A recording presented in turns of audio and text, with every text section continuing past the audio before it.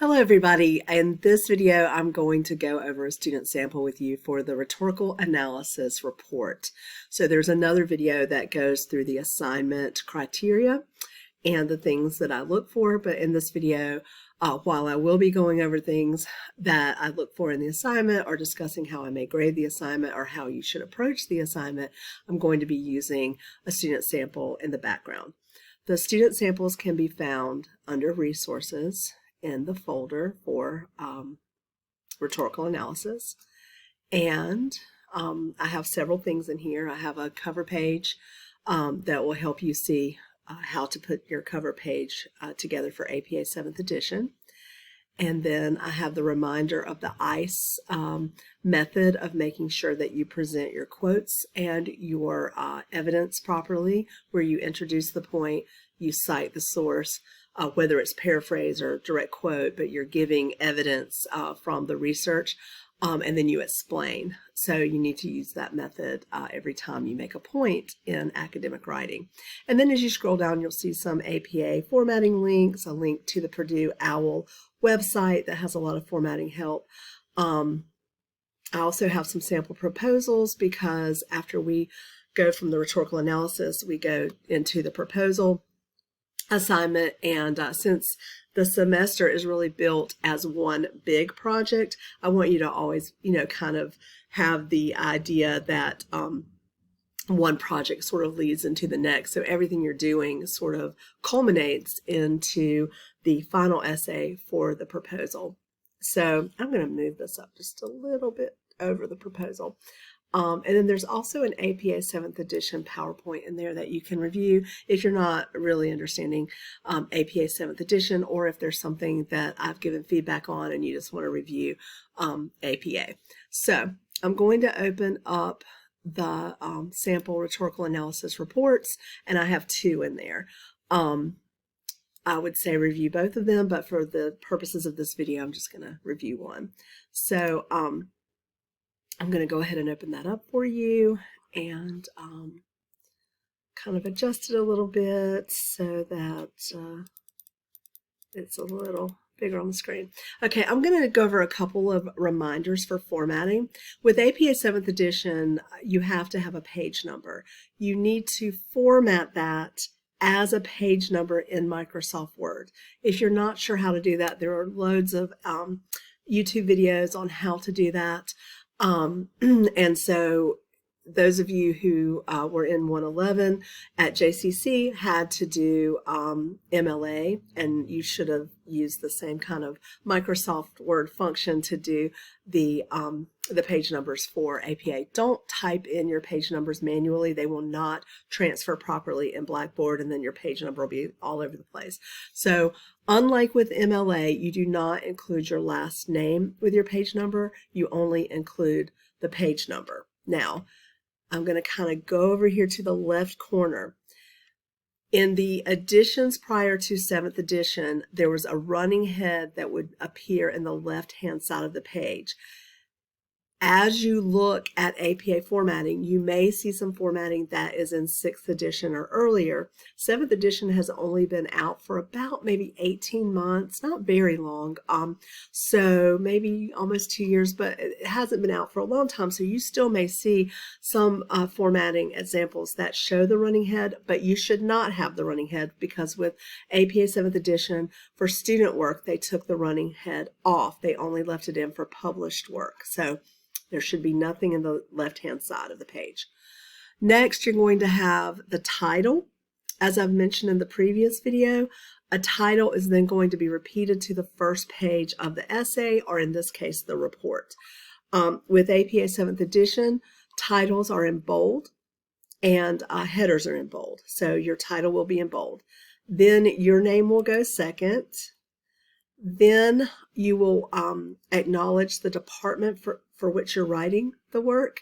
So in this case, here's a way you could do it. Department of English, even though JCC doesn't necessarily have a specific Department of English, sometimes it's just easier to do that. You could also put University Studies, because that's really what we call the department that sort of houses all the transfer university studies at JCC. But you want to acknowledge the department and the school. Next, you're going to acknowledge the class for which you're writing the work. In this case, English 112, and then include your section number. Then you want to include the title of the course. In this case, it would be Writing in the Disciplines. Then you're going to include my name. You can put Professor Susan Austin, Instructor Susan Austin, or just Susan Austin. You just have to acknowledge who you're doing the work for. And then the date. With the date, certain instructors you have will be super picky and they want the due date on there, and that's more the commonplace is to have the due date. With me, as long as it's within a few days of that due date, because maybe you wrote it 2 days early, that's fine with me. It just wouldn't need to be too far off from the due date, like the week that it's done. And now scrolling on down to the first page of your report, you're going to copy and paste the exact same title from the cover page to the first page of the report, or if you're doing an essay. One thing I wanted to point out is some students want to do generic titles, and that is a bad practice. You want all of your titles to be specific to the work that you're writing. So in this case, Rhetorical Analysis Report, colon, and then sort of the subtitle of the work. If you don't want to put Rhetorical Analysis Report, you do not have to, but I think in this case, since you are analyzing for rhetoric, it's a good idea to acknowledge that it is a rhetorical analysis, and in this case, it is a report. So, as I talked about in the video about the assignment itself, we're going to do headers for this report. So introduction to the topic. You could also just write introduction, but you need to acknowledge what that section is. Okay, this particular student did block formatting, and I will accept that. You can also, maybe it won't let me do it. Let's see if it'll let me. It's not letting me do it because this might be a PDF. Anyway, you could go 5 spaces in like a traditional paragraph. Whatever you do, make sure you're consistent. So if the first paragraph is indented, all the paragraphs need to be indented. If the first paragraph is blocked, all the paragraphs need to be blocked. So just stay consistent. All right, so notice that this student is, he wrote about antibiotics and the overuse of them and certain things that may help with the overuse of antibiotics and kind of countering that problem. So he starts off with a general thought, a general point about health in general. Notice that he didn't say in today's society. Take that out of your writing repertoire. You should never put it today, today's society, this year, because you never know when someone's going to read the work, and it should be specific. We're not really thinking of this as timeless. We're thinking of it as specific. So you want to use decades, eras, dates, years, something that specifically shows when you are referencing. So in this case, since 2018. And that's a good indication of what time frame this student is referencing. So since 2018, the World Health Organization has announced a new global health issue, antibiotic-resistant bacteria, an issue with no generally known treatment or not until recently. So that's a great way to start off broad, sort of get the audience, the reader, engaged with the topic and sort of identify the topic, and then move down to a more narrowed approach to the topic. The student also is using in-text citations, which is what you should do as well. If you do not use in-text citations, it is considered plagiarism. You want to do page numbers if they are available, and you want to reference the source. Some of you may only have one source, so if you're only using the article that you're analyzing, that's fine, but other people, in this case the student, looked up some facts about the topic and included those along with the analysis. Now just remember, your focus is on that one article. You're not analyzing 5 articles, you're only analyzing one. But if you bring in any outside information such as author information or topic information, you do have to cite that on the references page in a citation. And you also have to do in-text citations. Again, if you're not remembering exactly how to do that or you don't feel super comfortable with it, I do have all those resources for you where you can look things up in your textbook, the Purdue OWL website, the APA website, any of the things that I've supplied to you to look things up. All right, so, and I'm not going to read all of this to you. I would suggest that maybe you go back and read it and review it yourself. But notice that the student is narrowing down the ideas, and then at the end, the student will identify the article, the author, the publication, the main idea. Okay, another thing I wanted to point out for you is that anytime you have an abbreviation, you have to spell it out first, and this goes also for acronyms. Abbreviations, acronyms have to be spelled out with the first usage. So here, World Health Organization. Really, honestly, the student could have done it up here with the first usage, but he has done it here for the second one. I think it works better if you do it for the first one and just get it over with.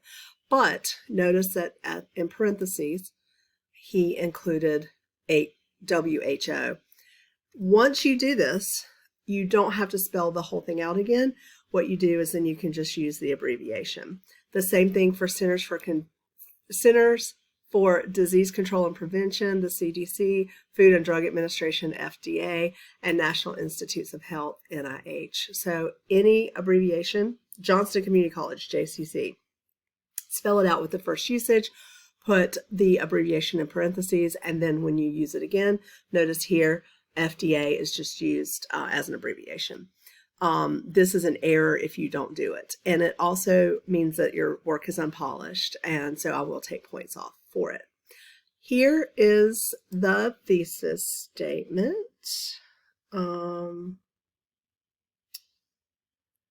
Okay, in the Nature Microbiology article, so the Nature Microbiology is the publication, and then article titled Treat phage like living antibiotics.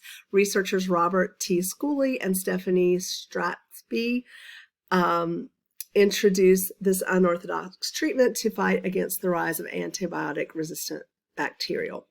So, author, publication, or in this case it was two authors, publication, title, and then the main idea. Now, this student followed up the thesis statement with another sentence. That's not wrong, but you do want your thesis statement to appear at the end of your introduction before you go into the nuts and bolts of your report. So you don't want to do that really high up in the introduction paragraph. And also notice that the student only did one paragraph. He could have done two. He could have explored more information, but he did a very good job of being concise with the information about the issue at hand, the topic and the issue that he has been researching and what is covered in the article. All right, notice that the student kept the headers I gave. If you keep that, you have to capitalize the entire header. Make sure you do that, but it could also just be analytical summary. So with your summary section, you want to summarize the purpose of the article, things that went well, things that didn't go well, tone, maybe something about the authors if that is appropriate. You can also include some things about the credibility of the authors under ethos, so you may want to save some of that for that section, but you want to set up for the reader the sort of background or the scope of the article itself, and also include some information about the topic. So you're sort of summarizing the whole thing in 1 to 2 paragraphs. So notice that he starts off with the purpose of the article is, and then he sort of explains that. He includes some facts, some evidence along with the topic to just familiarize the reader of the report with what's going on with this topic. This student ended up doing 2 paragraphs on this, and that's perfectly fine. He defines what this therapy is, why it's necessary, why it might be successful. He did include some extra research in there, which is fine. But remember, your focus is the one article. So don't get sidetracked with seeing a student in the student samples bring in extra resources and then not focus on the one article that you are analyzing. Anything that you bring in for context is fine, but your focus on the rhetorical analysis should be the appeals used, and that should be featured in the bulk of the report, which would be the ethos, logos, pathos sections of the report.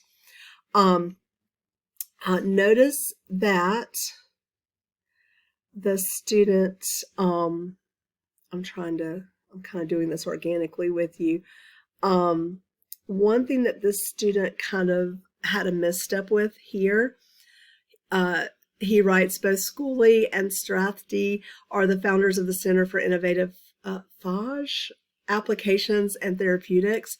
Notice how he also shows us the abbreviation. In 2018, declaring themselves both co-directors of the Institute. This student did not really do an appropriate job with the topic sentence. There should be a topic sentence there that states something about ethos. So it would be better to write that something along the lines of, this article is credible and has strength in ethos due to the fact that the authors are credible and the research for this topic is ethical and blah, blah, blah. But you want to include the term in the topic sentence. That would be the first sentence of that section. You want to sort of take a snapshot for the reader to identify exactly what's going to be analyzed there. Yes, you have the header, but I want to see a sentence of definition. Don't define the type of rhetorical appeal, so don't define what ethos is. We know that. We're academics. We understand it. But you do want to identify that that's what will be covered. And I don't see that the student did that here. But the student did an excellent job of reviewing the ethos used in the persuasion in the article. So again, I would advise that you go back and look at the article or look at the report that the student wrote and then just see how he developed the analysis. And let's see, he just did one long paragraph. Probably this is a very lengthy paragraph. More than likely, this might have been able to be sectioned out into two sections. Maybe something about the author's credibility and then something about the credibility of the research in the article in another paragraph. But, you know, not a huge mistake, but I think that just shows better organization sometimes if you do shorter sections, shorter paragraphs. So he does bring in educational information to support that the authors are credentialed in the topic, and then brings in some more information about the credibility of the research in the article. Then the student brings in pathos, and so here did a good job of actually identifying with a sort of a topic sentence. Schooley and Strathdy did not utilize, so notice that he is bringing in the fact that this article did not focus entirely on pathos appeals, did not utilize pathos effectively in their argument to touch the audience with emotion. Perfect topic sentence there. That's kind of what you're looking for with the topic sentences. Now the student has established that maybe pathos was not a really well-formed part of the argument, a well-formed part of the use of rhetoric in the article, and then he's going to go on and explain what could have been utilized in the article, what may have made it stronger with pathos, and maybe what areas did show pathos. But he's showing us that this is a weaker part of the argument, and that's okay. You are rarely going to find an argument that you have yourself with someone, and when I use the term argument, please remember the term argument in academics does not mean you're fighting. It just means that you're trying to persuade someone. Rhetoric is used for persuasion. It's the art of persuasion. So anytime I use the word argument, I don't mean that someone's yelling or fighting or anything, but if you're trying to persuade someone of something, you're going to try to have logos, pathos, and ethos, but in your argument, you may have a weaker section of the argument. You may not have a full emotional argument. You may rely more on credibility and logic. In another argument, you may have more emotions than logic. So, think about some of the things that you may do to persuade someone in your life about something. It's going to come in different weights depending on the audience or the argument. So if you're dealing with someone who's not super emotional, if it's a personal communication, you're not going to probably really relate a lot to the emotional side of it. You might just sneak it in a little bit. But just consider that if your article does not focus on one of the rhetorical appeals, that does not mean that you leave that out. If you leave that out, you're missing a third of the assignment, and that's going to reflect in your grade. So instead, if the author or authors do not show that appeal strongly, you as the person analyzing, you would have to go back and show why it was a deficit in the argument, why something was missing, and then explain what would have made it better, or maybe a part of it that you could infer is more emotional. So in the case of bacterial resistance or problems with bacteria or antibiotic resistance, that's a big topic right now. A lot of doctors don't want to prescribe antibiotics when someone's sick. They say, hey, wait and see. And it's because they do have these cases of resistance to the antibiotics because someone has maybe perhaps overused the antibiotics when they didn't necessarily need them. So you could maybe bring in some of that inference. So inference is when you take something that's implied and then you kind of analyze it. So if it's implied, then you would have to include that as part of your analysis and then fully explain it. Don't just kind of lay it out and just hope that whoever's reading it understands it. All right. So next, the student did logos. Notice that the pathos was a weaker argument. And so the student put it in the middle. I think you never want to start off with the weakest part of your analysis. You want to start off with one of the stronger ones. So if you have one that's a little weaker, put it in the middle. You could also put it at the end, but it should never start. I think if you have two strong appeals, you kind of sandwich them, on the outside of the weaker one. So in this case, the student does do another good job with the topic sentence here. Schooley and Strathy utilize different statistics to highlight key points with logic and reasoning in order to solidify their claim. Beautifully written topic sentence. So that's really well done there. Then the student is bringing in a quote, explaining the quote, bringing in some paraphrase. So whenever you're using research, you can paraphrase, which is when you put the information in your own words. You can't just change one or two words. You have to kind of rephrase it. You can do direct quotes, and that's when you use the when you use the quotation marks to identify the quote, like the student did here. There's the whole quote.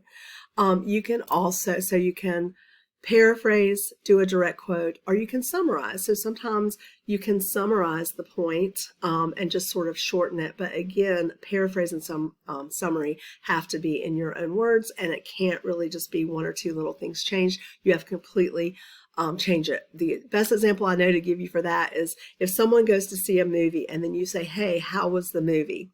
They're not quoting back to you every part of that movie as they explain it to you. The majority of the discussion about the movie would be paraphrasing and summarizing parts of the film. So paraphrasing is more specific. Summary is more of the big picture. So that's kind of the difference between paraphrase and summary. So paraphrase is sort of paraphrasing someone else's words. This is what was stated, but in your words. And summary is looking at a bigger picture and taking a block of it and then sort of explaining it in a bigger way, a bigger picture way. So notice that this student has a sentence to introduce the point. To establish the safety of the treatment, Schooley and Strathy relate a majority of their information to the bacteriophage's historical background. You can tell I'm not a science major. Then stating that's a little bit of an introductory phrase. Sometimes I'd like to see a little bit stronger introductory or signal phrasing into the quote, but that's satisfactory. Then he gives the quote, and then he comes out of it and explains it. So Schooley and Strathty reasoned that ever since bacteria has been around, so has bacteriophages. I'm not sure how to pronounce that.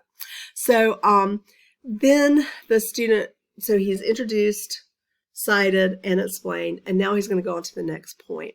So I think for each of these paragraphs in the body part for logic, logos, ethos, pathos, you should probably have 2 key points made, maybe one with a direct quote, one with a paraphrase or summary. If you choose to use 2 quotes, that's fine, but again, you want to introduce, cite it, and explain it.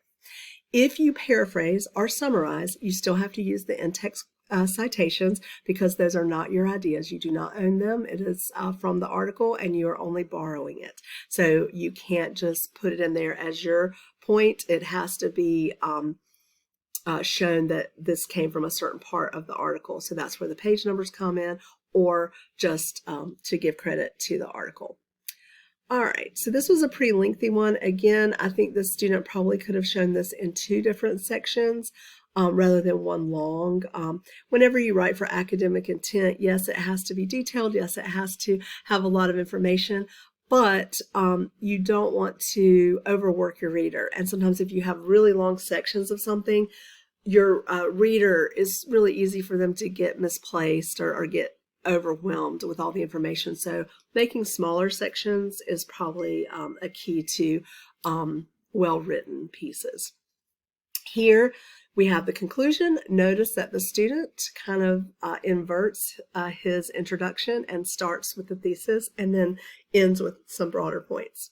So here he says, in their Nature microbiology articles, Schooley and Strathty are able to effectively use rhetorical appeal, consisting of mainly ethos and logos, to strengthen their claim that bacteriophage therapy should be treated within the same realm as antibiotics. So, perfect restatement of the thesis statement, and then the student is going to broaden out to kind of conclude the points about the article.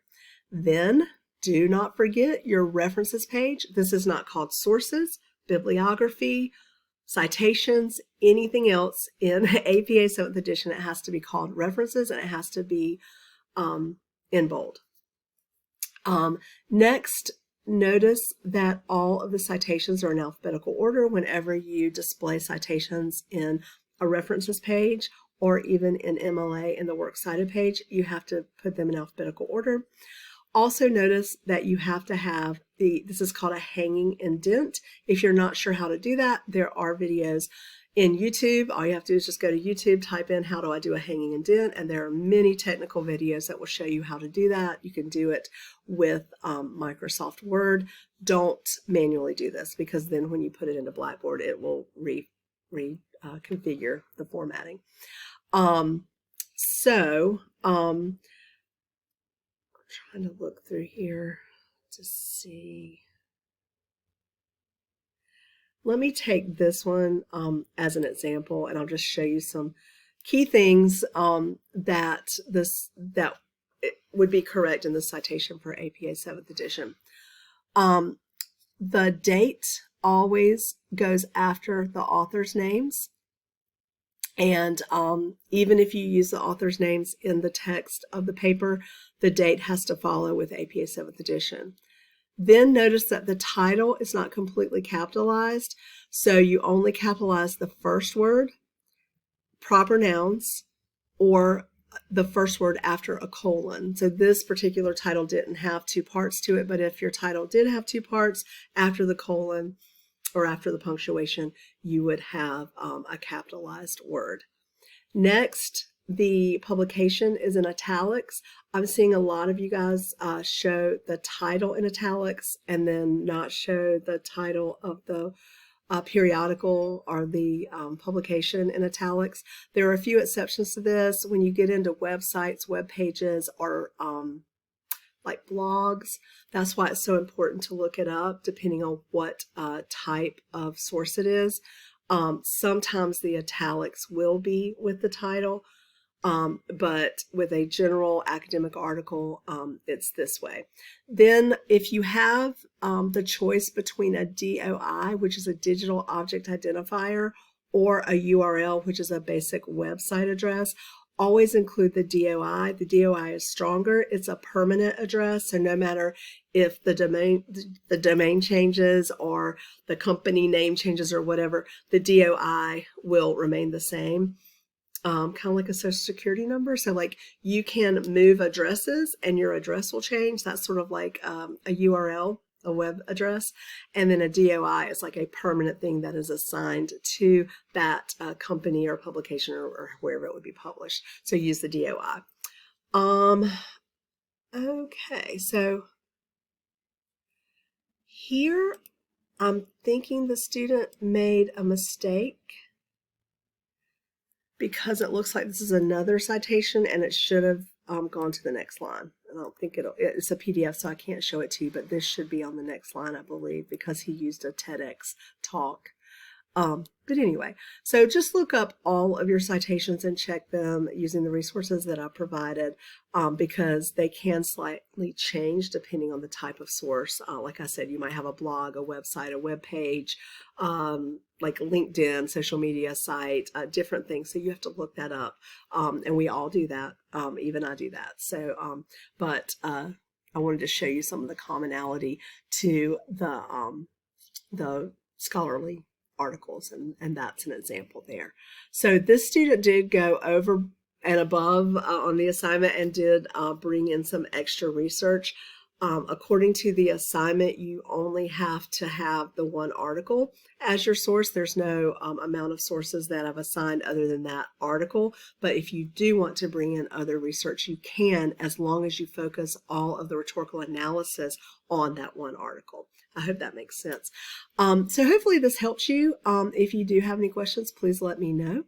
And I would encourage you to go back through and read both of the student samples just so you can familiarize yourself with 2 student samples that made A's on the assignment.